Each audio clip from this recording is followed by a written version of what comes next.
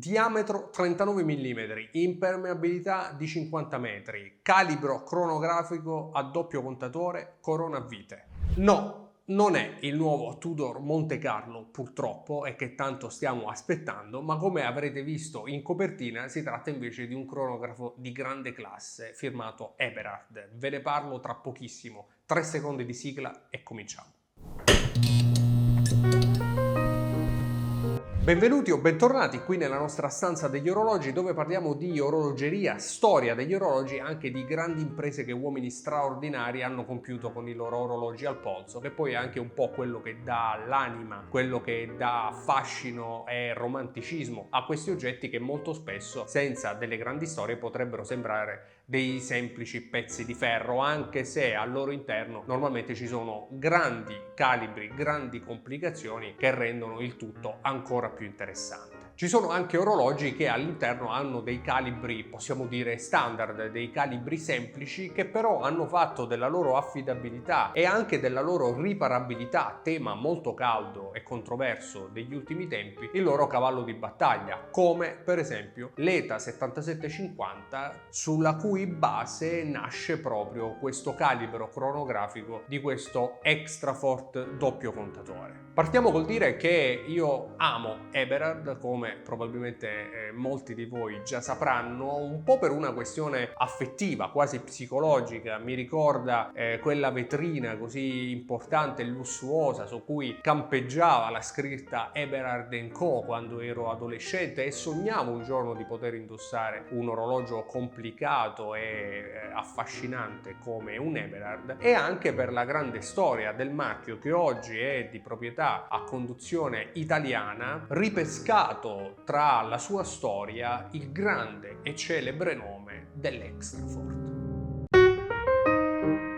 L'Extrafort infatti non è certamente un modello che nasce oggi, anzi è un modello degli anni 40 che ha reso Eberhard celebre, uno dei modelli vintage oggi più cercati, più amati, e che potreste vedere tranquillamente a fianco ad altri pezzi da 90, come potrebbe essere per esempio un Daytona Paul Newman. Beh, un Extrafort originale con quadrante non ristampato è certamente uno dei sacri graal dell'orologeria e degli appassionati vintagisti. In questo caso siamo davanti a una reinterpretazione moderna di questa referenza del nome Extrafort, e sebbene non approfondirò oggi la storia di Eberhard, ma l'ho già fatto in un video dedicato, in un piccolo documentario sulla storia di Eberhard, cercate su YouTube tranquillamente Eberhard Talk, troverete tutto quello che ho fatto sino ad oggi attorno alla Maison. Non è un video sponsorizzato, ci tengo a dirlo, sto parlando in questi termini perché Eberhard lo merita. Insomma, questa è una nuova interpretazione, una interpretazione moderna di quello che però è un orologio indubbiamente elegante, cosa che normalmente cozza con la parola cronografo. Un cronografo elegante normalmente è un ossimoro. Il cronografo nasce, o almeno la nostra percezione moderna è quello di orologio sportivo, nasce come orologio sportivo, nasce come orologio che serve a cronometrare dei tempi. Pensate per esempio agli orologi degli anni 70 in pista, o magari quelli dedicati alle Olimpiadi anche negli anni 30. Certo, in quell'epoca avevano aspetti che oggi ci sembrano eleganti, ma erano indubbiamente orologi sportivi, erano ancora prima che sportivi degli strumenti veri e propri, quello che oggi fanno calcolatori, computer e smartwatch.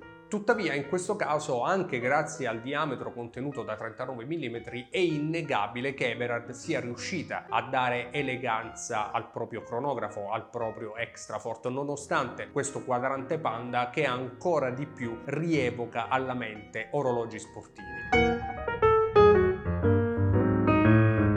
Prima di continuare vi ricordo che Vulcain ha appena presentato il suo primo e unico GMT a catalogo, ed è anche un'edizione limitata in soli 85 pezzi al mondo, ed è un orologio a cui ho avuto il grande onore di poter partecipare, tant'è che noterete i colori si avvicinano proprio a quelli del nostro canale. Colori che abbiamo scelto assieme a Vulcain con le sfere in oro proprio per omaggiare una certa classe, una certa eleganza che volevamo dare a questo orologio. I pezzi disponibili sono pochi, naturalmente, erano soltanto 85, trovate ancora alcuni pezzi disponibili su rosaspina.it, nostro partner ufficiale e anche distributore esclusivo di questa particolare limited edition. E c'è anche una promozione in più, perché chiunque acquista questo orologio potrà avere anche il Tropic e l'Ardiglione originale Vulcan da montare anche su questo GMT a un prezzo speciale, 120 euro anziché 150. Preordini a partire da subito, consegne tra pochissimo, si inizia il 5 luglio. E non vi ho parlato del prezzo, 1.890 euro anziché il listino di 2.240, prezzo bloccato dallo scorso anno, unico motivo per cui si può avere a un prezzo così speciale, tant'è che 1.890 euro è il prezzo oggi di un semplice Vulcan Nautique con bracciale in acciaio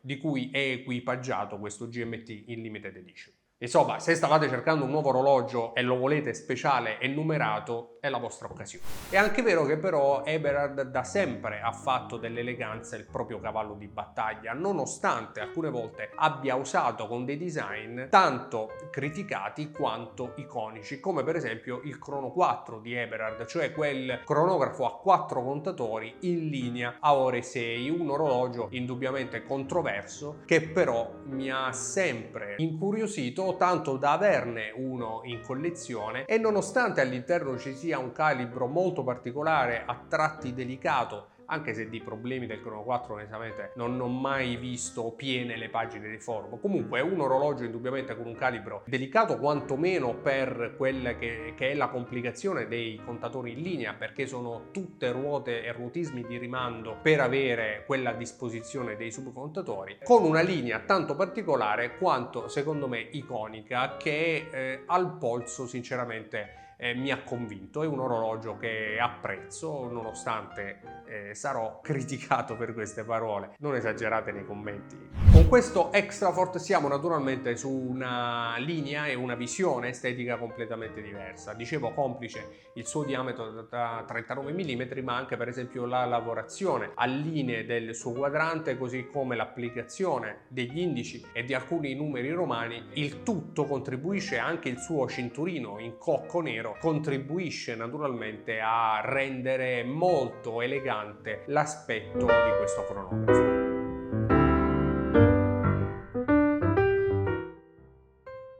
Complice anche il fondello V3, cioè a vista come lo chiama Eberhard, attraverso cui è possibile vedere questo calibro, che come dicevo non è nulla di eccezionale, tuttavia si tratta di un ottimo calibro, rifinito il giusto per ciò che può essere un cronografo e che di sicuro non vi lascerà piedi all'improvviso.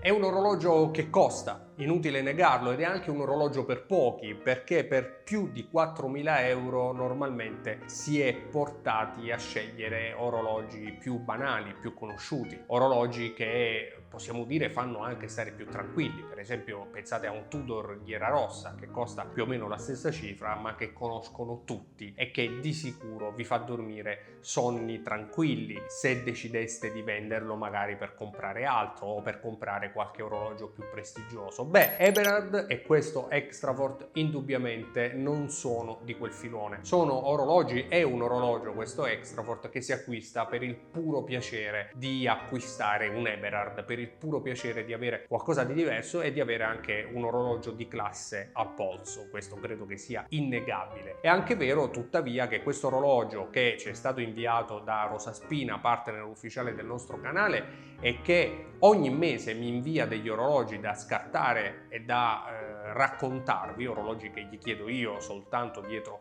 mia scelta, come in questo caso, e ve ne sarete accorti dalle parole che spendo per questo orologio. Beh, dicevo, è un orologio che si acquista sicuramente con sconti molto interessanti, e più è alto il prezzo più è interessante lo sconto, quindi se siete interessati non esitate a chiedere a Stefano di Rosaspina. In ogni caso è un orologio che, nonostante il listino, si compra in realtà a un prezzo molto interessante, il che secondo me lo rende ancora più stuzzicante di quello che già è.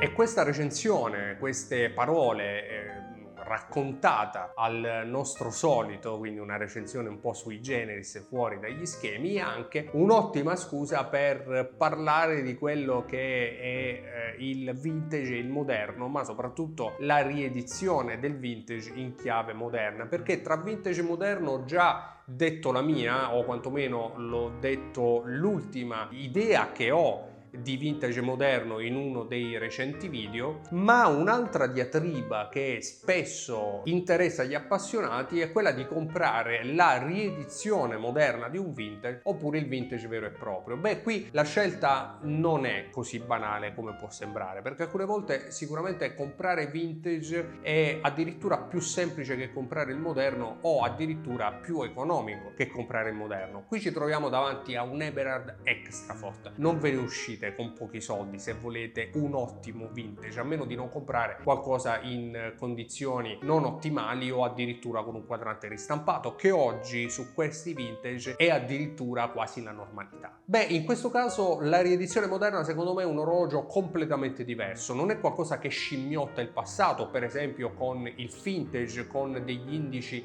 virati artificialmente o con degli invecchiamenti realizzati apposta dalla Maison. Questo è un orologio che si chiama Extrafort, che nonostante sia un orologio moderno mantiene tutta l'eleganza e la classe di quello che è da sempre stato l'Eberhard Extrafort, ma è indubbio, si discosta totalmente da un orologio vintage perché si vede, è un orologio moderno e non ha nessuna paura di nasconderlo.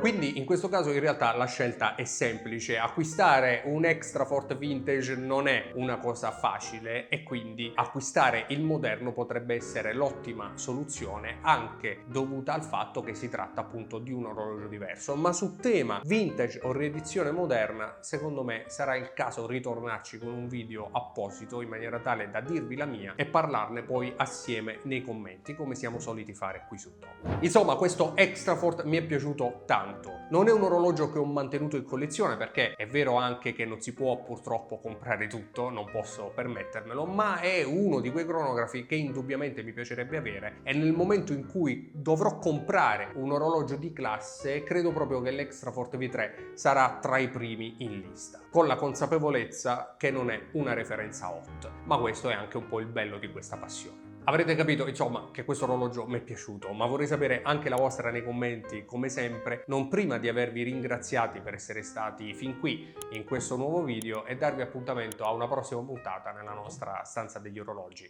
per parlare proprio di orologi assieme. Ciao!